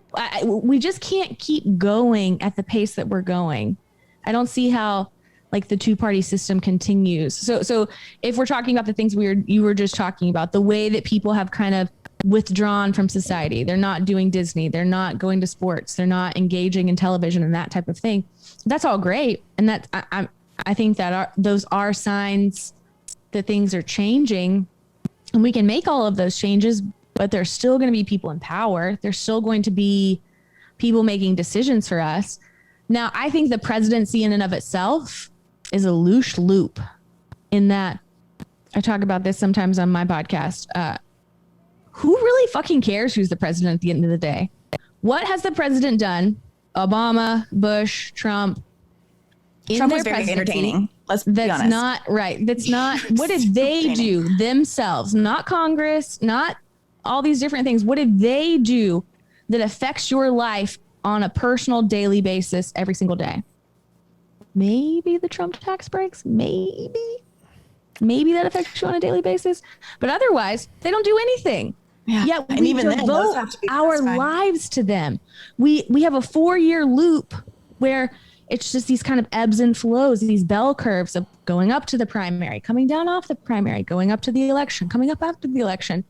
And at the end of the day, it doesn't mean anything. These people don't actually do anything, but it's this celebrity that we become obsessed with. And we just talk about the executive all the time. And in reality, the executive does nothing for you. I agree. Okay. I totally agree. And I think I think it's very interesting. MyMaria for president. Yeah, 47, baby. Yeah, but I think I totally agree with everything. I just think that people pulling out the way they are now is a sign that and I don't think people are withdrawing to their houses. I think people are now like starting to be more on the community level, even on a local level for politics. That's what I think's happening. And I think sometimes they create stuff and it gets away with them. I think, in my humble opinion, that's the internet. And maybe the internet now helps them with, separating, divide and conquer. But I think that's what was at first. And I think you're seeing more and more people starting to open their mind. I mean, the rise of the quote unquote black conservative, when before they were called Uncle Toms. And, I think you're seeing more of that. And that could be a PsyOp as well. Everything could be a PsyOp. But here's my whole thing. It's only a PsyOp if you participate in it, right? It's like everybody hates Facebook censorship. Guess what? Facebook can't censor you if you're not on Facebook. Yeah, Okay? Facebook censorship is a whole nother PsyOp on the First Amendment, asking for the government to get involved in the private sector. Right, but if you don't participate in any of it, I mean, to the people who are like still like want to believe that Donald Trump was something, and I'm a nationalist. I like nationalist stuff. I want jobs here. When it comes to sports and business, I'm USA number one. But when it comes to humanity, I love all people. Okay, I don't know what's going on in Yemen. I'm told there's a giant genocide going on. Right? I mean, I don't know. I only know there was an Armenian genocide because my grandparents said that their parents went through it. That's the only way I know that there's an actual Armenian genocide. I met genocide survivors. Like my uncle wouldn't pull a PsyOp on me. He wouldn't show me the tattoo. But, is Yemen being bombarded and destroyed right now? I believe so. But is what's going on in Israel between Israel and Palestine going on? I believe so. Right? I mean, but how much of that is just to cause chaos in our life? And you only see that on Twitter. You don't see that on the news. The Armenian genocide can still be a PsyOp, but your uncle could still participate. You know what I mean? He could still be a survivor, still got the tattoo, could still be real death, real things happened.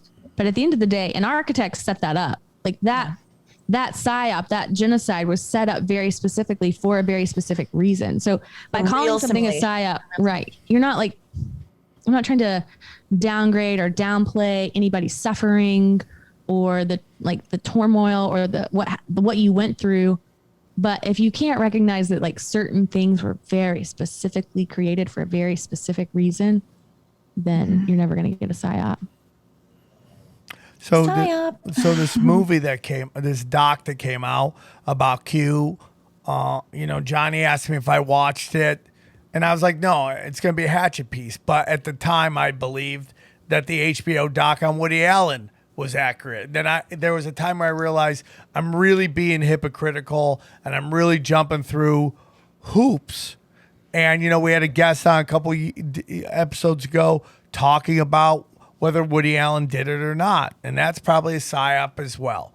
But what was your thoughts on that, MyMaria, on that docuseries?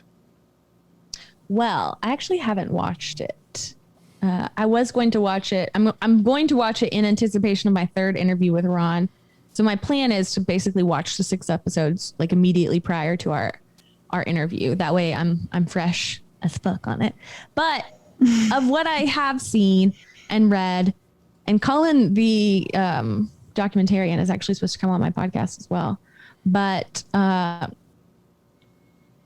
there's not a lot to it. He went to like the drama of it, to my understanding, talking about the drama between Frederick and Ron and Jim and all of the things around it. Kind of. Now, who's Ron? Ron Watkins? Ron Watkins. Ron Watkins is the son of Jim Watkins. Jim Watkins created 4chan and then eventually 8kun, which were the message boards in which Q originally posted from October of 2017 until December of 2020. So Ron calls himself Code Monkey Z, and really up until just in anticipation of November, which is very interesting, a different discussion we can get on, was kind of a no name to the outside world unless you were, down deep in the chans and you knew who Q was or that type of thing, you would know who Ron was.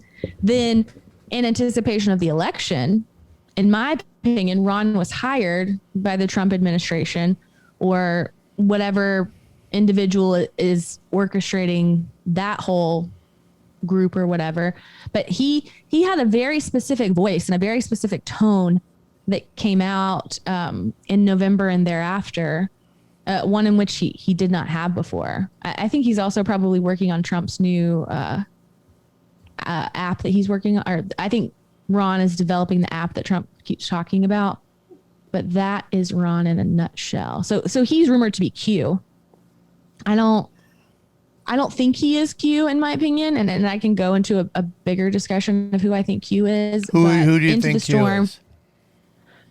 Have you ever seen the show? Do you watch TV at all? Do you watch Netflix? There's a show on Netflix called Travelers. And the premise of Travelers is that there are people from the future that have been sent back. And through the quantum of the deep web, this supercomputer called the Director sends them messages from the future. And they're supposed to come back and try to avoid mass casualty events, like set off, like this certain chain reaction happens that destroys the world. And they're going back trying to like stop things at certain levels from that happening. So there's this whole discussion that there's a supercomputer in Tyler, Texas called Tyler that is real, that exists. And Tyler is kind of the supercomputer of supercomputers. And the argument goes that Anonymous that came out, what was that, 2010, 2012, sometime around there, was the first failed attempt of Tyler, the supercomputer. So Tyler, the supercomputer in the future, is now communicating with Tyler's the supercomputer that exists now. And it's breaking its kind of source code to save society. And so it's doing that by taking these elites down, by exposing the pedophilia and the crimes against humanity. So Anonymous was his first failed attempt, and Q is now the next attempt at that. And I think there's a very interesting discussion in that. I definitely think that Q is part AI, part supercomputer. And I think that certain people harnessed that to their advantage and kind of formed a PsyOp in that. But I think at its origin, that Q is a supercomputer from the future. There we go. That's what I was waiting for. A supercomputer from the future. Yeah, but human vibration. What is your thoughts on that? I mean, because that's some interesting, because I'm all about that action, but how's that fit into your view that everything is a PsyOp, though? I love it. I think I love to explore the technology side, and I think that MyMaria is really onto something with the connection to the Tyler supercomputer. I think there's definitely something there. I mean, Q reads like script, like a coded script. To me, whenever this is going to be a little hot take, spicy take, but whenever I read the Bible, the language is like, so I'm like, who wrote this? This has got to be an AI. Like, there's no way. I don't care how like colloquial they were back then. Like, it does not feel like from the lips of a man. It just doesn't. It seems very scripted, very coded, very like binary. Like, it just does not seem like good writing. It's not very flowy. It doesn't really seem like it's a good writer. Hold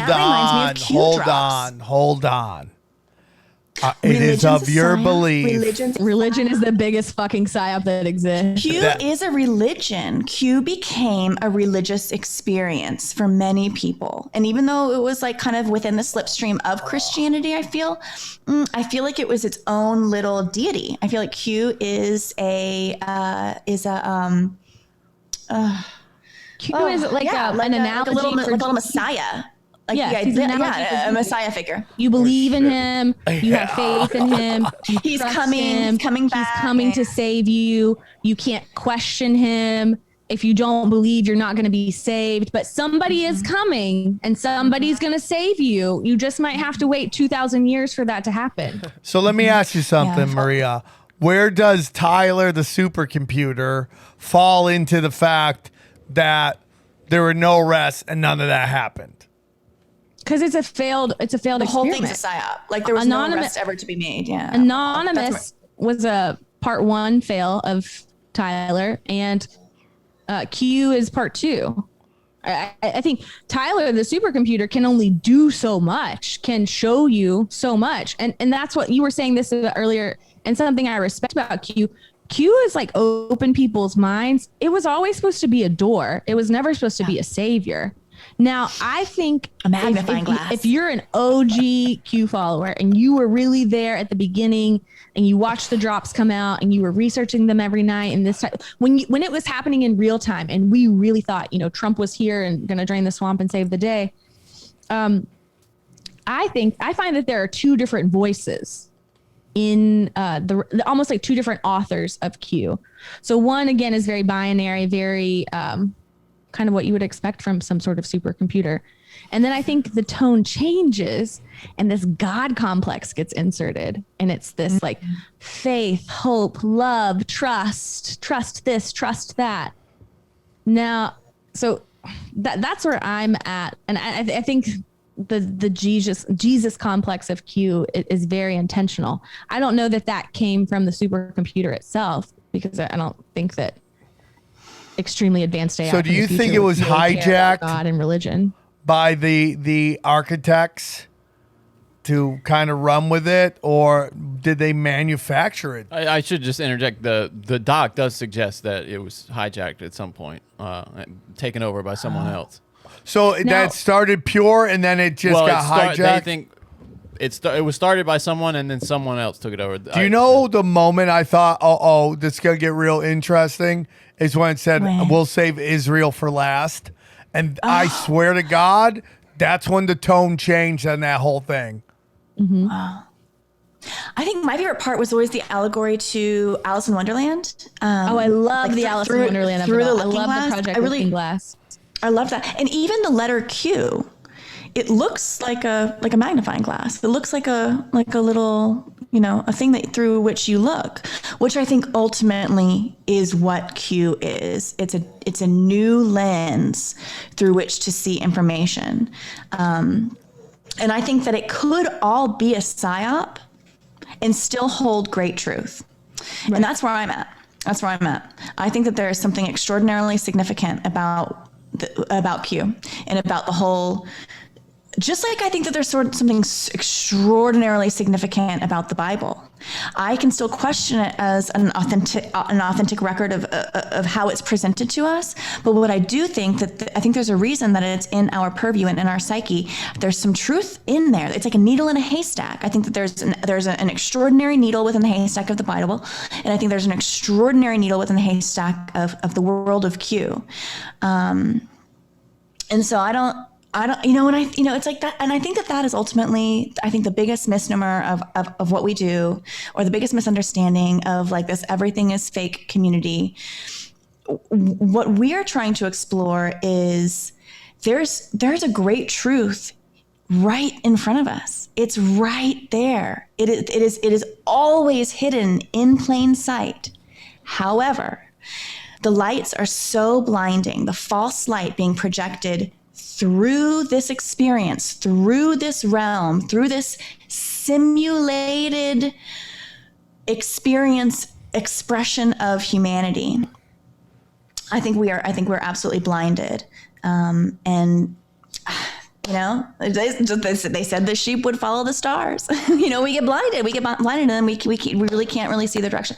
We just follow the false light. And I think that what we are experiencing now is, it's funny because the Great Awakening, I think it's right. I think that there is a Great Awakening happening. It's not necessarily what Q, it's not necessarily like the mass arrests and all this stuff, but there is, like 2020 means clarity, clear vision. There's a reason all of this stuff happened in 2020. Just, we've been told forever that 2020 means clear vision. There's something really special about the year of clear vision being the year of the Great Awakening, being the year that people began to question the systems, the polarity, the division, I don't know, asking big questions. And I think we're at a really cool space. So yes, everything could be fake and everything could be a PsyOp, but there is there's a great truth, which I'm I'm trying to find it. I'm trying to find, but I think it's in here. I got to find my truth. I got to find my truth. And through that, I'm trying to share that. And I will share that. I love sharing real quick, my truth. Do you think an AI wrote the Bible? Absolutely. Yes. Scripted. They even call it scripture. Oh, she's right on that. Yes. Johnny's his Christian roots are not enjoying that He's a young at all. Christian warrior. He is not down for that. Johnny, your thoughts? I think all this is fascinating. I love this shit. I love it. Well, too. I mean, I grew up in Catholic. I was a Catholic, went to Catholic school. So, I mean, I'm right there with you. I've got those same origins as well. But we've never really talked about the Bible being written by AI. I think that's fascinating. We'll have to talk about that. I think all religious texts are essentially the same.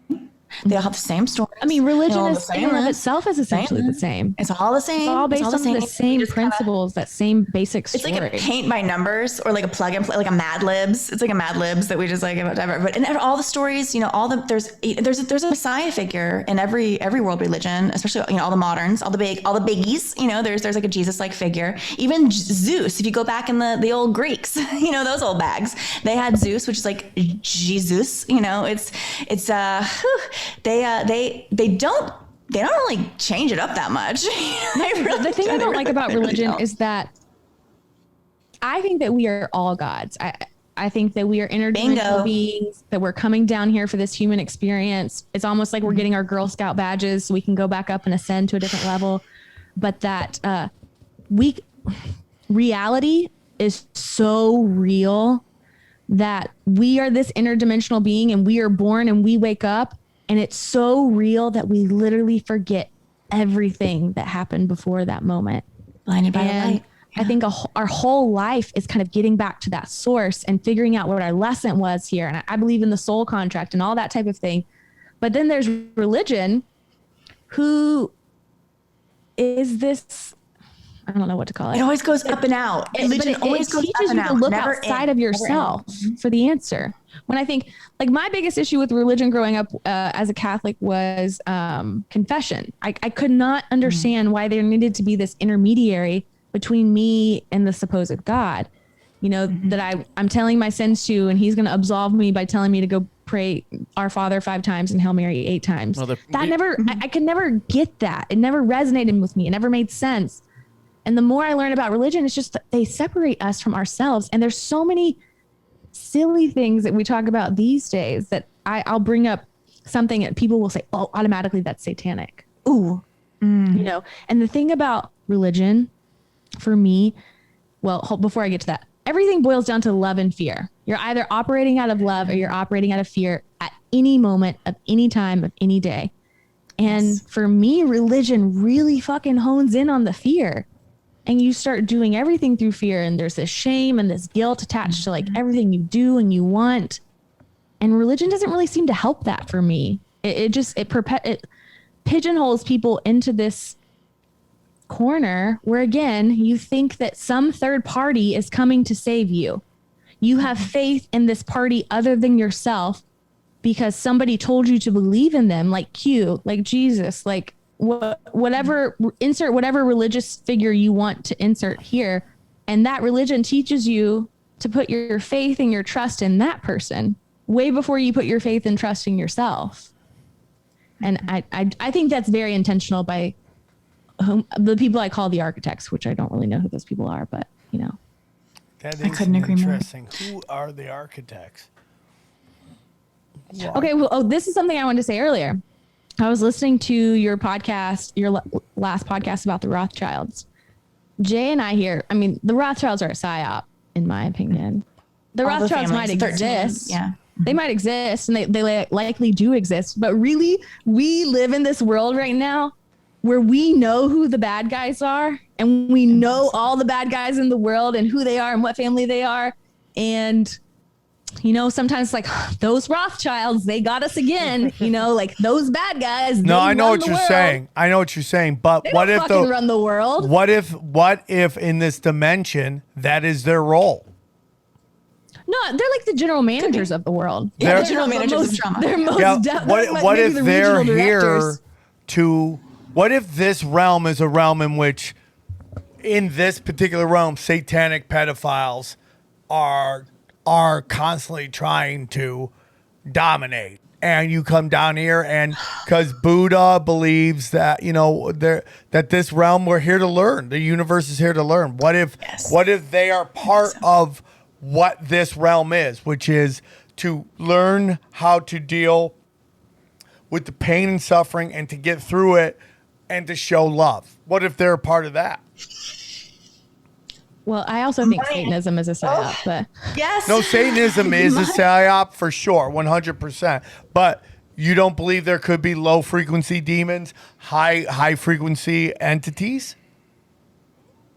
I think they project really evil things onto us, and then it's like a copycat killer. I don't think our real serial killers that we know of as like the biggies, I don't think they're real, but I think that they do create within reality. There's an effect. There's an effect. Right. There's an imprint that happens. Yes. They feed us these things, and archetypes, and then we become the character. Mm-hmm. Right. They say, if we don't learn history, we're doomed to repeat it. That's bullshit. They force feed us history so Quote, that unquote, we quote, unquote do history. repeat it. Yeah. Big air quotes on lowercase h history. Yeah. Like they want us, they feed us this information, garbage in, garbage out. We talked about that earlier. It's our history, our fascinations. I like to think of these people as it's all like one big Scooby-Doo I agree episode. with everything At the end of this episode, we're going to take that mask off of the boogeyman and be like, it was that guy. It's like, who would have guessed? It was a Rothschild. No, I understand what you're saying, but I do believe, who knows what this thing is, and my little human meat suit brain isn't going to be able to compute it, because I don't think we're meant to compute it, right? Don't talk to yourself like that. No, but listen, I think that should happen, but life is beautiful. Life is beautiful. 100%. And what I'm saying doesn't change any of that. What I'm saying is, we are part of the universe. We're here to have a human experience. And within that human experience, we are allowed to understand certain things. And we slowly do learn things, but there are levels that we're not supposed to understand, because then we could just take over the game, or then the game wouldn't have its effect, right? Maybe it's yes. and within these things, when you try to think about infinity, your meat suit doesn't allow you to think about infinity. It just doesn't. It just stops you. Because if you understand that, then that could possibly lead to being able to dominate this realm. So I think they're to me, it's I say it's Super Mario, man. Every level of Super Mario, there was rules. A video game. Right? Right? And they always tell only 10% of our brain. They always say that. The humans can only use 10% of their brain. I think that is a little governor. It's a self-imposed governor. Switch, right? It's a governor switch. And what it really does, I think what they're really doing, the brainwashing and the conditioning and the garbage in is just so good. But we're maxed. We're maxed at 10. Because we're closed in, we're boxed in on this really small version, this really small expression of what this thing really is. Yeah. And so, the 10% of our brains, I think that is a bigger allegory for we are not experiencing what this realm could, should, and will be, which is so much greater. Unless you unlock those levels, and it's possible to unlock, but you can't unlock those levels unless you master the level below, right?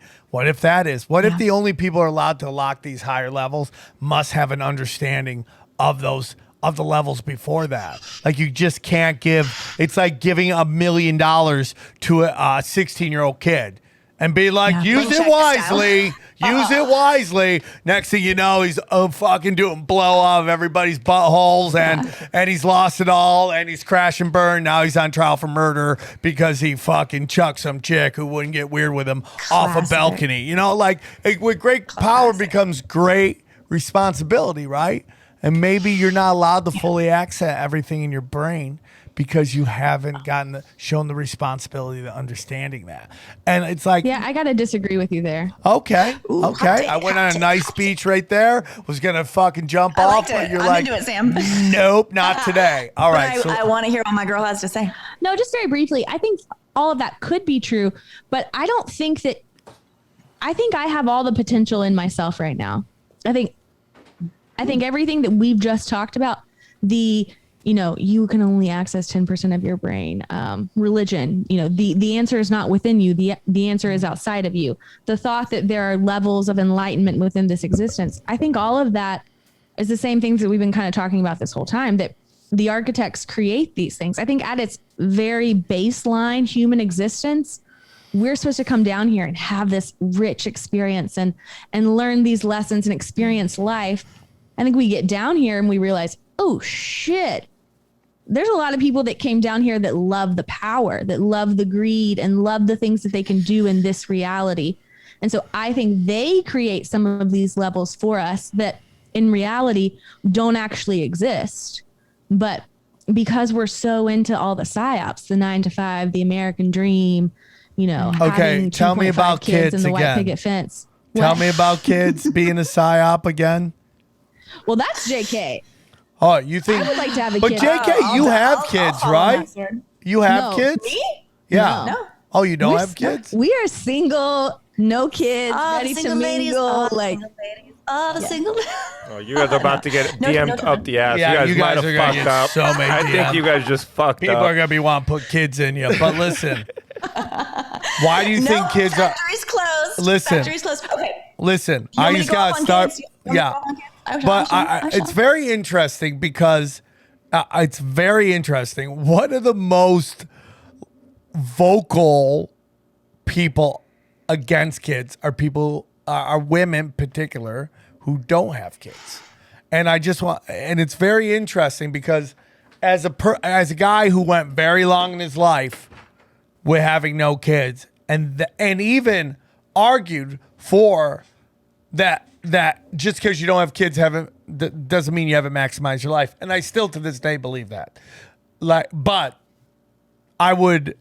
there's nothing in this world that you could give me that would say, but you gotta give up your kids. There's not enough money and anything in the world that I would do if it meant I had to give up my kids. I've been on both sides. I think that's the point of our PsyOp.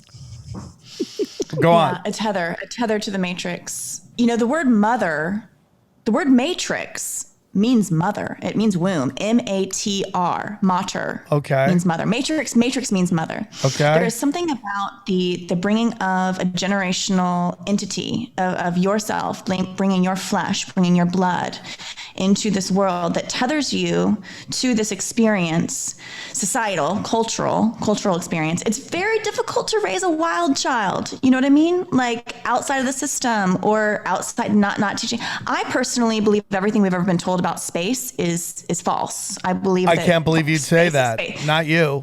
You can't believe that. Me? I'd say that. Oh, I'm kidding. No. I gotta tell you my hot take on space later. But it would be very difficult for me to if I send a child, if I have a kid and or if anybody has a kid and I send them to the public educational system, which I believe the public educational system is not intended or designed to yield an educated public. It's designed to put us in these anyway, everything's a PsyOp. But I think about that. I weigh that in my personal. Would I be able to explore freely? And maybe I just have this experience.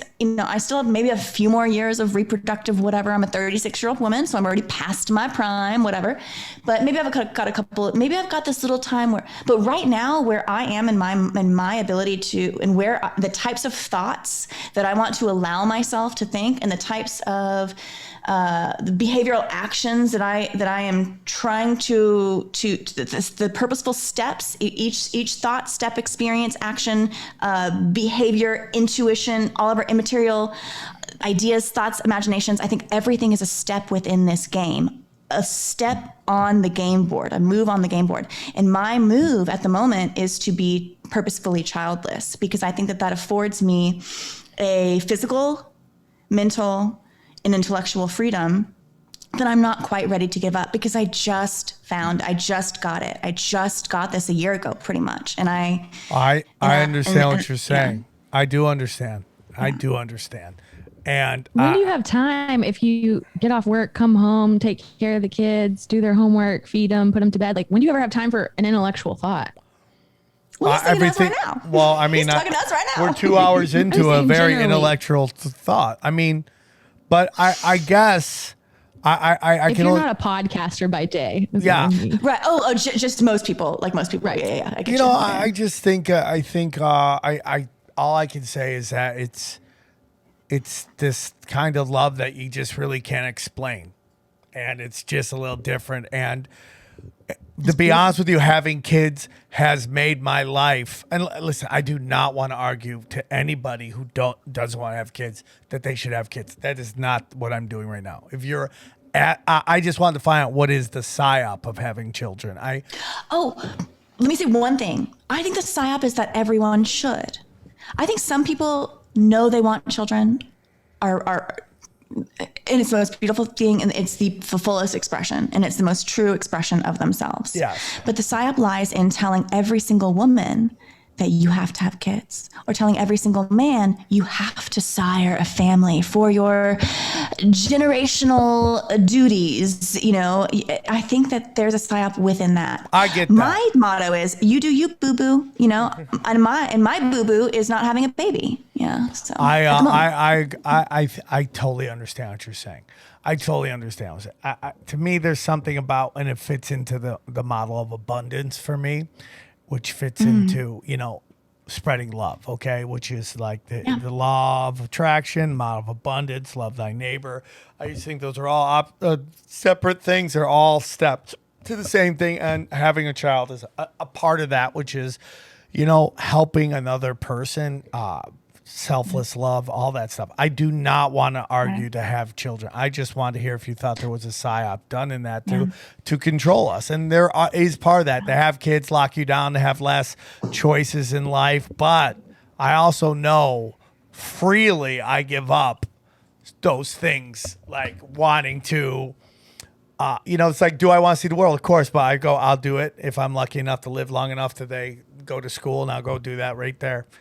But I don't want to argue for having kids if that's not what you want to do. You're one of the only person that made me think like, oh, damn, that love is real, because you did not want kids. I did. I had a weird thing. Like, I'm going to be honest with you. Like, I wanted my mother to have grandkids more than I wanted to have kids. But now that I have them, here's all I got to say about my daughters is like, I do not, at 48 years old, right? Yeah, I do not remember a time without them. Isn't that weird? I didn't have them until I was 47, and I was like, I don't remember when. Well, I'm curious though. What are your takes on that love he feels? Is that programming? Is it biochemicals? No, that's real. That's most a real thing. real. Okay. That's real. But it comes down to. I don't think there's any such thing as a universal truth in reality, and we can talk about that in a second. But sometimes I think having kids is kind of like being in CrossFit or being a vegan or something like that. Like, you become a vegan, you get into CrossFit, and you want to tell everyone about it, and they have to do it the way that you do it. And they're not experiencing life or the human existence unless they've got kids and they're doing it your way. At the end of the day, I would love to have children. JK and I differ in that way. And I always saw myself having a ton of kids. That's changed over time. But I'm not going to do that by anyone else's standards, or because somebody else told me to, or because it's expected from me from society. Society is bullshit. Society is a PsyOp. So if I want to have kids and they bring me that level of love, then that's a choice I make. And I'm never going to have a kid and then go meet someone else and be like, oh my God, you have to do this. You haven't experienced love, or you haven't experienced life. Yeah, I'm with you on that. My life and your life could be very similar, but could be very different. And what I find fulfilling and you find fulfilling are two different things, and that's okay. Here's my only problem. It's okay to be different. With modern feminism, And not that you're doing fucking call me a feminism. feminist. You're not Do a not call feminist. us a Yeah, we're not feminists. I don't think No, you're a sir. feminist. I should have prefaced that. I really don't think you guys are feminists. But No, sir. and only It's a because four-letter word around here. yeah, and I guess I would have this discussion, and it just happens to be that you're both female that I'm having this because I don't mean it towards you on that. But one thing that I don't like about feminism and the narrative of not having kids is that I think there's so many people out, women who later on regretted not having kids, but push a But why narrative. do you worry about that? Well, because let me tell you why.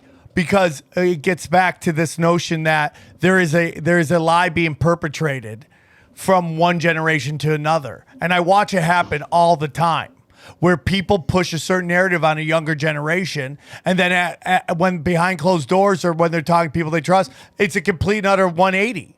That's all I'm saying is like, listen, man, if you don't want to have kids, don't have kids. If you want to focus on your career, focus on your career. But if you and this goes to men too, and I do it with stand-up comedy when young comics come to talk to me and they're like, what do you got any advice? I give them the advice I did and then what my successful friends did, because I have a different kind of success than what they have, right? You're very successful, Sam. Well, I'm very blessed, but it's like a whole different thing than some of my really great friends like Theo Vaughn or the Segoras and all them have. It's a different thing. But I tell them both sides. I tell them both sides. And I feel with all culture that there's a lie passed down, and this gets to the generational trauma.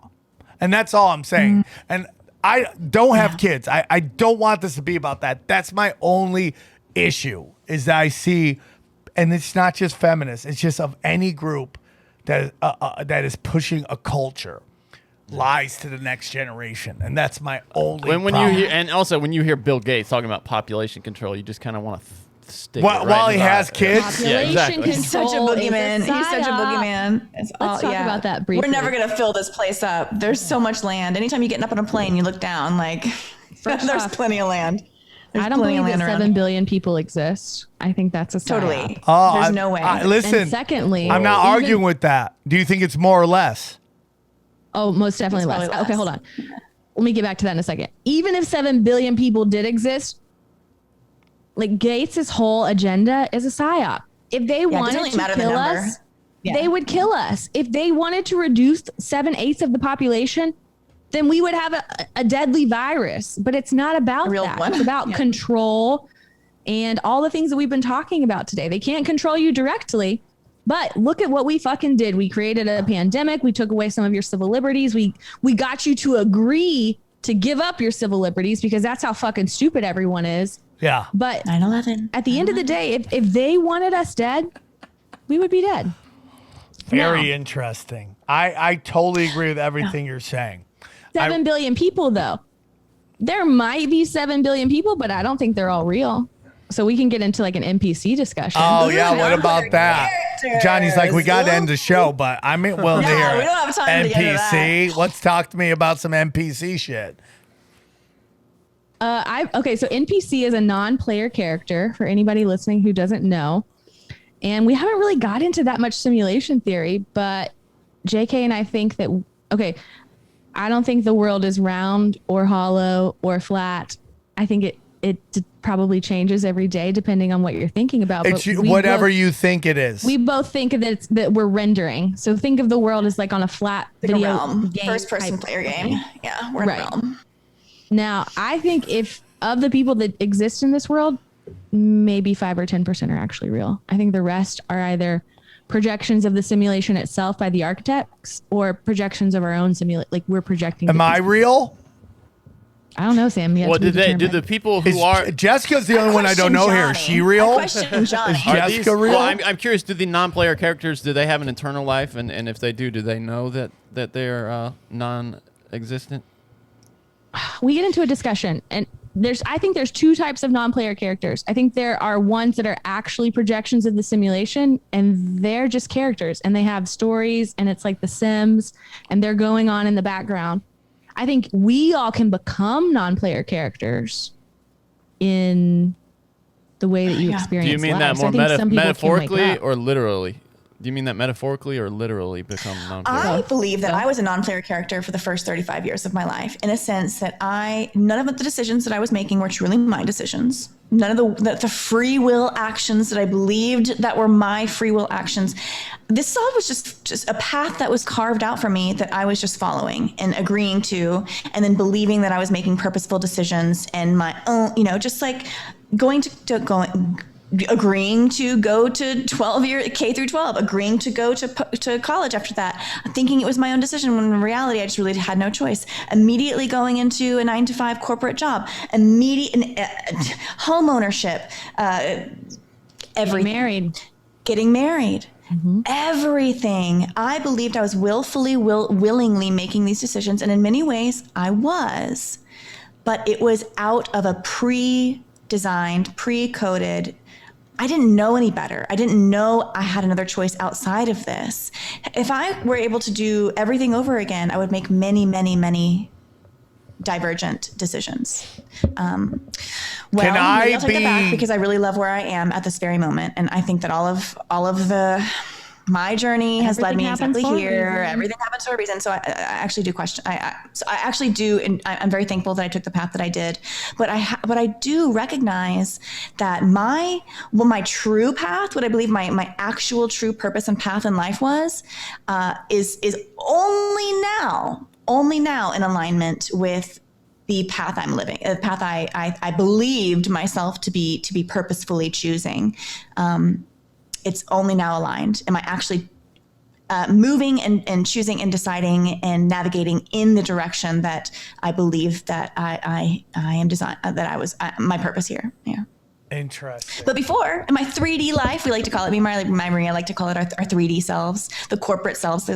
I still very much live in this like projection of, as human vibration as I am on the weekday, on the weeknights or whatever, like at night, human vibration night. But you're a 5D weekend warrior. Oh, we're 5D navigating in a 3D world. Yeah. Yeah. I'm coming more in line with my 5D self. NPC for somebody else? Like, you ever see people walking by and they're just walking, you're like, that is such a fucking Sims. Well, dude, it's like that NPC. story this week about that woman who gave somebody a vaccine shot 6 times. She was just on a loop in her brain and just loaded up six vaccine. Yeah. She's coded from life the in loop simulation. mode. Right. Did that person die? Yeah. No, they were fine. They went to the hospital and they were fine. She's got superpowers now. Ladies, this The J&J. was wonderful. Thank you. So I could go talk to you you're guys cutting for us hours. off. I'm not cutting you off. This has been like a 2-hour show. What are you talking Thank about? you for the I'm floor. cutting you off. This was excellent. Okay. This was excellent, Sam. This is excellent. one of Thank the you so longer much. shows we've done. Wouldn't you agree, Johnny? Months and months, maybe a year or more. Yeah, when was the last could time go we on went? for hours. Yeah, we could go on for a hours. We could. All night, baby girl. I wish I would have met you guys in my blow days. So, ladies, can you tell them where they can find you? We get to plug ourselves. Okay, I am Human Vibration. I live on Twitter mostly at Human Vibration. I have a podcast called Real Eyes Radio. I do that with a couple of other guys. I have a new podcast with We got to talk about our new podcast. Yes. Okay, I'm going to let you take that away. So Real Eyes Radio, at Human Vibration, at Real Eyes Radio. Those are my 2 things. Take it away, my twin flame. Okay, I'm MyMaria777. You can find me at MyMaria777.com. My Twitter is that way as well. I've been taken off Instagram a couple times, so my current Instagram is MyMaria with an extra A 777. I've got a podcast. It's pretty killer. Go check it out. And JK and I here are going to take all these wild, we love to talk simulation and NPCs and all this stuff all the time. But at the end of the day, a lot of that's really fucking heavy. And people, I think, get tired of it sometimes, even though we find it fascinating. But It's exhausting. I think it's such an interesting discussion to take all of those theories that we're talking about and then actually apply them in the real world. Because a lot of times we're talking theory like we did here today. But she's newly single, newly soon to be single. I'm very single. And so we thought that it's time to have a little podcast on mating in the Matrix. Okay, And how about Sex in the Simulation? How about that one? What'd you call it? It says Sex in the City, Sex in the Simulation. Yeah, Yeah. exactly. So we've got a new podcast coming out. It's called Mating in the Matrix. The first episode will be on my platform. It's going to be number 69, of course. But otherwise, we're going to be on 69. Patreon. Hey, you guys, have you heard of Rockfin? We might have to offline with you on that. Yeah, All right. I don't know anything about Rockfin yet. Well, I love you guys. I love the energy. I could talk to you guys literally for hours, and I think it was great. And We did, yeah.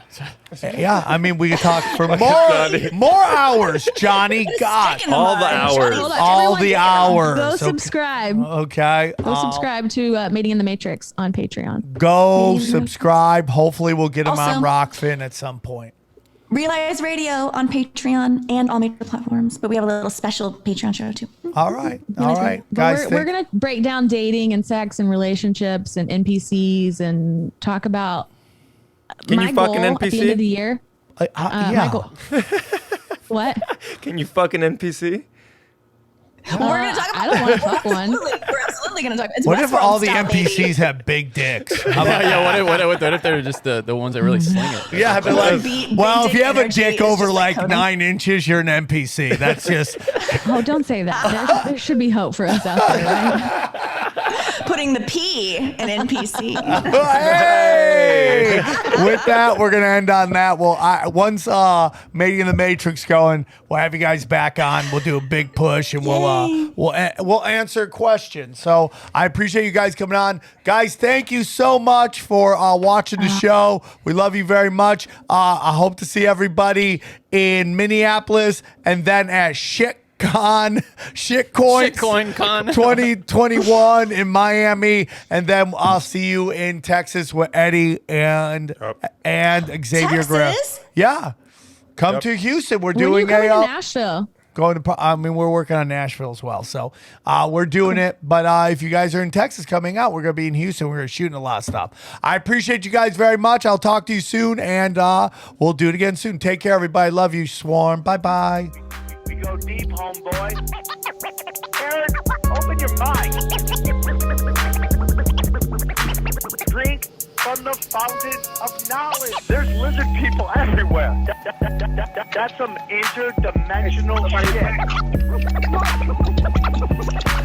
Wake up, Aaron. This is only the beginning. Dude, you just blew my mind. Tinfoil hat.